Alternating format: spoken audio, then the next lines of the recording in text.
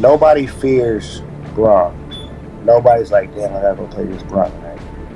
Nobody said that. I don't know why. Because I've seen people be scared when they actually line up to him, but they're not scared thinking about that match. You hear anybody from that era talk about going against Jordan, there's a fear. Right.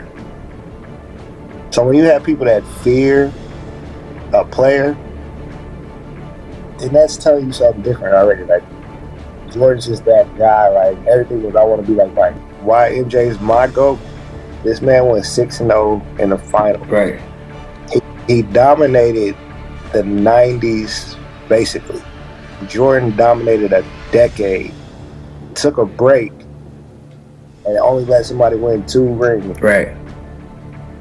I mean, there's only been 3 teams that won a championship in the 90s. From 1991 to 2000, there was only 3 teams that won a championship. Right. And if you go to Bronze area, there's a couple teams. Right. 4 or 5. Right. I'll give you that. I will never, ever say LeBron James is a better shooter than Michael Jordan. Eddie LeShannon has said that LeBron is past Jordan. What's your take? He crazy.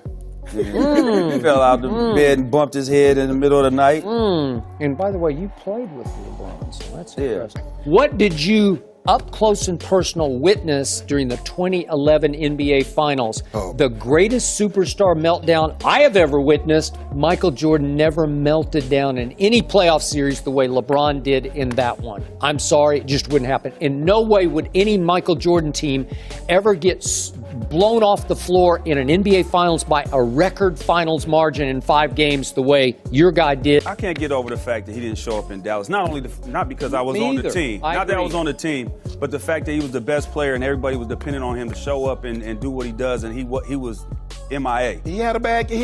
No, he had a bad series. Yeah. No, a bad series. Jordan never had that. People killed James Harden for having a bad series last year, right? Oh, no, he ain't as good as he is. But you're going to say somebody that quit in the finals at the end of everything when all the marbles on the table, but that you're going to say he's the greatest of all time. I can't buy that. Thank you. I can't buy it for that reason right there.